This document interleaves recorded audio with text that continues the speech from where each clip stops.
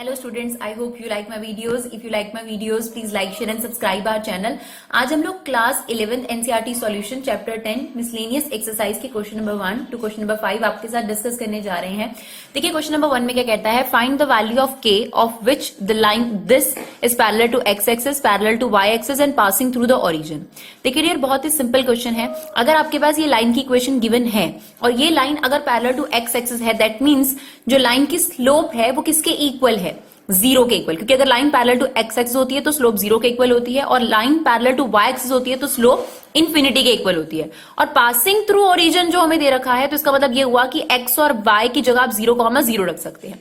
अब देखिए इस लाइन की अगर आप स्लोप निकालेंगे तो इस लाइन की स्लोप आपके पास क्या आएगी. देखिए आप बताइए, ए की वैल्यू क्या है यहाँ पर, ए की वैल्यू है k-3 और बी की वैल्यू कितनी है 4-k², राइट. तो आप स्लोप -a/b, तो ये क्या बन जाएगी k-3, ये वाले माइनस से वाला माइनस कैंसिल आउट हो गया, 4-k². क्योंकि ये line parallel to X axis है तो स्लोप किसके इक्वल रख देंगे आप लोग, जीरो के इक्वल रख देंगे. तो ये चीज वहां जाके क्रॉस मल्टीप्लाई होके होगी 0. तो जो k की वैल्यू है वो आपके पास डियर कितनी आ जाएगी 3.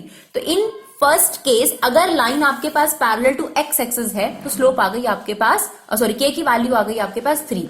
अगर वही केस आप लेते हैं और लाइन जो है पैरेलल टू वाई एक्सिस है, तो अगर line parallel to Y axis होती है तो स्लोप बहुत ज्यादा है, यानी इन्फिनिटी 1/0. तो k-3 4-k² किसके इक्वल हो जाएगा 1/0 के. क्रॉस मल्टीप्लाई कर दीजिए तो आपके पास यहाँ 4-k² इक्वल टू 0. तो k² की वैल्यू आपके पास 4, k की वैल्यू जो है दैट इज +-2 आपके पास आ जाएगी. नाउ जब उसने कहा पासिंग थ्रू पॉइंट, तो आप इक्वेशन में x की जगह 0, y की जगह 0 रख दीजिए. तो आपके पास रेस्ट ऑफ द इक्वेशन जो है, देखिए अगर आप यहाँ x0 रख देते हैं तो ये 0 हो जाएगा, y0. तो अगर ये लाइन पासिंग थ्रू ओरिजिन है तो x और y में 0,0 सेटिस्फाई करेगा, तो आपके papa's k² -7k + 6 equal to 0 आ जाएगा, जो कि आपके पास यहां पर आ रहा है k² -7k + 6 equal to 0. Now middle term splitting कर दीजिए, दैट इज 6 1 6. तो आपके पास k की वैल्यू 1 6 और एक k की वैल्यू 1 आ गई. It's very simple. Now question number 2, find the value of theta and P if the equation is this. तो आपको थीटा और पी निकालना है. तो ये आपकी नॉर्मल फॉर्म में कन्वर्ट करने के लिए होता है कि थीटा और पी निकाला जाता है. तो सबसे पहले आप देखिए ए की वैल्यू यहां पर कितनी आ जाएगी -√3. कैसे आई -√3? सबसे पहले क्या करेंगे, जब भी आप नॉर्मल फॉर्म में कन्वर्ट करते हैं, P परपेंडिकुलर डिस्टेंस C से निकलता है, तो ये 2 आप वहां लेकर जाएंगे, ये -2 हो रहा है, और distance perpendicular distance can not be negative. तो ये जो माइनस है इसे हटाने के लिए हमने बोथ साइड माइनस से मल्टीप्लाई करा. तो ये आपके पास स्टैंडर्ड फॉर्म होती है नॉर्मल फॉर्म के पर्पज से. तो A की वैल्यू -√3, B की वैल्यू -1 और C की वैल्यू आपके पास आ गई 2. तो अब आपके पास cos थीटा और sin थीटा निकालेंगे. नाउ cos थीटा का फॉर्मूला क्या होता है, a/√a² + b². नाउ a की वैल्यू है -√3, a की वैल्यू -√3 का स्क्वायर, b की वैल्यू -1 का square. Similarly sin theta b/√a² + b². तो b की वैल्यू थी -1, a की वैल्यू है -√3 का स्क्वायर और b की वैल्यू है -1 का स्क्वायर. तो ये cos थीटा आ गया -√3/2 और sin थीटा आ गया -1/2. अब हमें एक ऐसा थीटा देखना है जिसमें cos थीटा की वैल्यू -√3/2 और sin थीटा की वैल्यू 1/2. सबसे पहले देखिए 30 डिग्री. सिंपल अगर हम सोचें, cos 30 डिग्री पर √3/2 होता है, लेकिन ये पॉसिबल इसलिए नहीं है क्योंकि यहाँ पर नेगेटिव आ रही हैं दोनों वैल्यूज, और फर्स्ट क्वाड्रेंट है 30 डिग्री. तो cos 30 डिग्री पे वैल्यू √3/2 होती है, -√3/2 नहीं होती. तो ये कैंसिल आउट हो गया. अब आप क्या करेंगे, 180 में एक बार इसे माइनस करेंगे और 180 में एक बार इसे प्लस करेंगे, ताकि आपको आइडिया मिल सके कौन सा एंगल हो सकता है. तो 180 में हमने इसे माइनस करा, हमारे पास आया एंगल 150. अब 150 होता है सेकंड क्वाड्रेंट में साइन पॉजिटिव होता है, तो मतलब फिर तो ये थीटा फिर से नहीं हो सकता 150, क्योंकि हमें ऐसा थीटा चाहिए जिसमें cos थीटा और sin थीटा दोनों के आंसर्स क्या आए, नेगेटिव. तो 150 भी कैंसिल हो गया.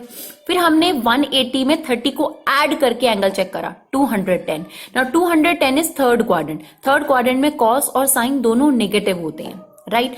अब हम चेक करेंगे क्या सच में cos 210 की वैल्यू -√3/2 और sin 210 की वैल्यू -1/2 आएगी या नहीं आएगी. तो हमने आपको बताया है 210, तो 90 से डिवाइड कर दीजिए 210 को, तो दैट इज 92. 180 रिमाइंडर रहेगा आपके पास 30. तो मैंने लिखा cos 90 × 2 + 30 डिग्री. सेकेंड क्वाड्रेंट में आप कुछ भी प्लस करेंगे, आप थर्ड में चले गए, थर्ड में cos होता है नेगेटिव, राइट और अगर यहाँ इवन नंबर होता है तो ये नेम चेंज नहीं होता, cos 30 डिग्री, तो माइनस cos 30 डिग्री इज -√3/2। तो ये तो वेरीफाई हो गया। साइन के लिए भी वेरिफिकेशन करनी बहुत जरूरी है।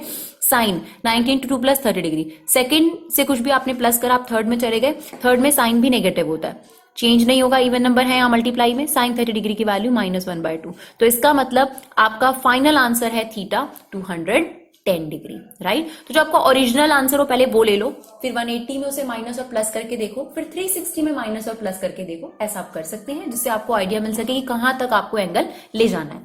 Now P that is perpendicular distance from the origin, C upon square root of A square plus B square. Now C की वैल्यू आपके पास 2 है, A स्क्वायर की वैल्यू -√3 का स्क्वायर और -1 का स्क्वायर। तो थीटा इज 210 डिग्री, जिसे आप π/180 से मल्टीप्लाई करके रेडियन फॉर्म में भी कन्वर्ट कर सकते हैं। And perpendicular distance from the origin is 1।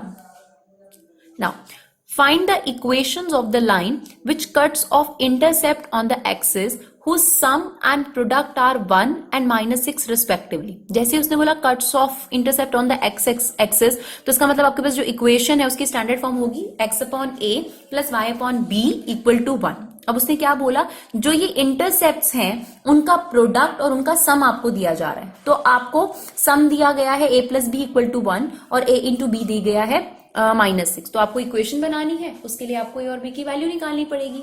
तो 2 इक्वेशंस हैं आपके पास और 2 मिसिंग वैल्यूज है, बड़े आराम से निकल जाएंगी। तो हमने यहाँ से बी की वैल्यू निकाली, दैट इज -6/a, और वो हमने यहाँ सब्स्टिट्यूट कर दी।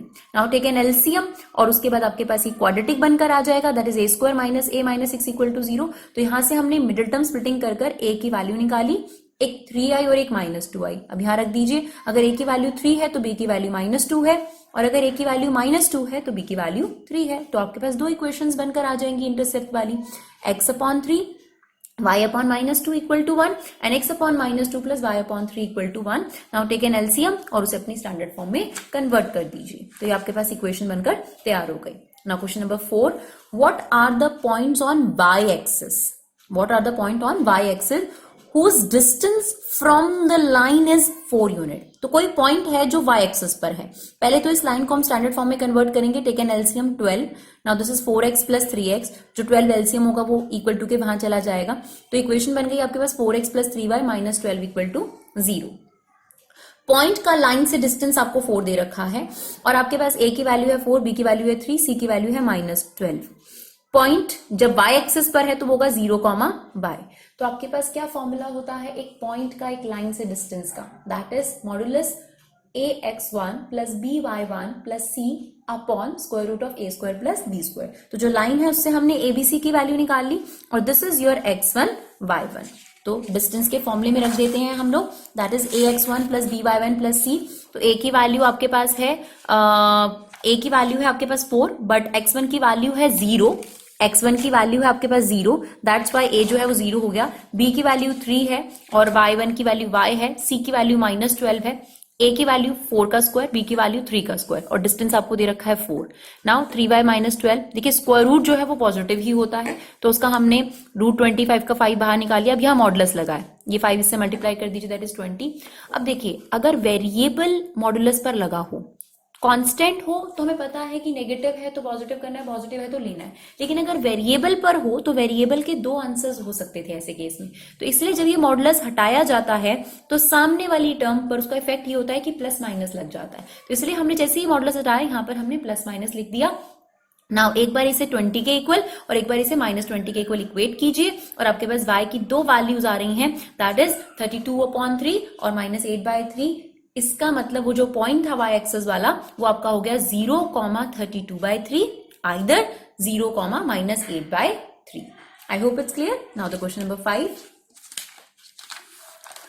Find perpendicular distance from the origin to the line. तो आपने डिस्टेंस निकालना है ओरिजिन का, इस लाइन से 2 पॉइंट से बना है आपके पास। तो पहले तो आपको इस लाइन की इक्वेशन निकालनी पड़ेगी, क्योंकि हमारे पास x1 y1 तो ऑलरेडी है, दैट इज 0, 0। इस लाइन की इक्वेशन बनाने के लिए इसको हमने x1 y1 ले लिया, इसे हमने x2 y2 ले लिया। सबसे पहले स्लोप निकाली, y2 - y1 x2 - x1, तो ये आपके पास स्लोप निकल गई। Now equation of a line y - y1 slope x - x1। Now y1 is sin theta, slope is this one, x1 is x1 is cos theta, right. यहां पर हमने थोड़ा trigonometric formula apply कर दिया ताकि थोड़ा इजी हो सके। Now sin c minus sin d का फॉर्मूला लगा दीजिए, that is 2 cos c plus d by 2 sin c minus d by 2। Here cos c minus cos d का formula -2 sin c plus d by 2 sin c minus d by 2। आप देख सकते हैं कि इससे कट जाएगा, 2 से 2 कट जाएगा, आपके पास cos theta upon sin theta cot theta बच गया, x minus cos theta, right. तो इस cot थीटा को अंदर मल्टीप्लाई कर दीजिए, ये देखिए इससे मल्टीप्लाई कर दिया हमने, minus X cot 5 plus theta by 2, और ये भी इससे मल्टीप्लाई हो गया plus cos theta cot 5 plus theta by 2, right. अब इसे स्टैंडर्ड फॉर्म में बदलने के लिए हम सब कुछ इधर ले गए, तो एक्स वाली टर्म पहले, वाई वाली ऑलरेडी वही है, माइनस साइन थीटा वहां है, ये भी आपके पास राइट साइड पर आ गया। तो ये आपके पास इक्वेशन ऑफ अ लाइन बन गई, जहां से आप ए की वैल्यू अगर देखेंगे तो ए की वैल्यू है आपके पास ये, बी की वैल्यू है 1, और ये पूरा का पूरा आपके पास सी है, और डिस्टेंस निकालना है आपको ओरिजिन से, राइट। क्या फॉर्मूला होता है डिस्टेंस फ्रॉम द ओरिजिन? तो ये हमने ए बी सी की वैल्यू निकाल ली है, देखिए ए की वैल्यू आपके पास, बी की वैल्यू एंड सी की वैल्यू। x1 y1 क्या दे रखे हैं आपको? 0, 0। Now what is the formula? Distance from the origin to the line, ax1 plus by1 plus c upon में a square plus d square. x1 0 है इसलिए ए से मल्टीप्लाई होकर 0 हो जाएगा, y1 भी 0 है, दैट इज ऑल्सो 0। सी की वैल्यू आपके पास ये पूरी आ जाएगी, minus cos theta cot 5 plus theta by 2 minus sine theta upon में A square plus B square, 1 plus cot square theta is cosecant square theta, और कॉसिकेंट स्क्वायर थीटा रूट से बाहर निकल जाएगा कॉसिकेंट थीटा। मॉडुलस लगा हुआ है तो ये नेगेटिव हमने कॉमन लिया और ये आपके पास बन गया पॉजिटिव। अब थोड़ा सिंप्लीफाई कर लेते हैं, वैसे तो हमारा काम ऑलरेडी हो चुका है, पर थोड़ा सिंप्लीफाई करने के लिए हमने इसको आगे किया। कॉट को हमने लिखा cos theta upon sine theta, सिर्फ ये वाली चीज को कॉस अपॉन साइन, और जो कॉसेक है इसे हमने लिखा 1 अपॉन साइन। आप इसे काट नहीं सकते हैं ऐसे, क्योंकि अभी एलसीएम लेना बहुत जरूरी है यहाँ पर। तो यहाँ पर हमने एलसीएम लिया, ये आपके पास एलसीएम आ जाएगा साइन 5 प्लस थीटा बाई 2। तो इसके नीचे तो ये ऑलरेडी है, इसके नीचे इससे ये मल्टीप्लाई हो जाएगा, राइट। अगर आप इन दोनों का एलसीएम लेंगे तो ये आपके पास एलसीएम आ रहा है, तो इसके नीचे ये है, ये मल्टीप्लाई हो जाएगा, राइट। और इसका रेसिप्रोकल ले लीजिए, ये देखिए रेसिप्रोकल ले लिया, तो ये बन गया cos theta cos 5 plus theta by 2, और ये हो गया sine theta sine 5 plus theta by 2 upon में एलसीएम, और ये जो डिनोमिनेटर में चल रहा था उसका हमने रेसिप्रोकल ले लिया। तो ये चीज पूरी चीज से कट जाएगी। अब आपके पास ये फॉर्मूला बन रहा है, अगर आप ध्यान से देखेंगे, cos A cos B plus sine A sine B. तो ये किसका फॉर्मूला होता है? Cos A cos B plus sine A sine B, that is cos A minus B. तो वही हमने किया है, cos a minus B. Now take an LCM 2 theta, तो ये नेगेटिव हो जाएगा -5 माइनस थीटा अपॉन 2। तो this is your answer. I hope it's clear. Thank you so much guys for your love and support.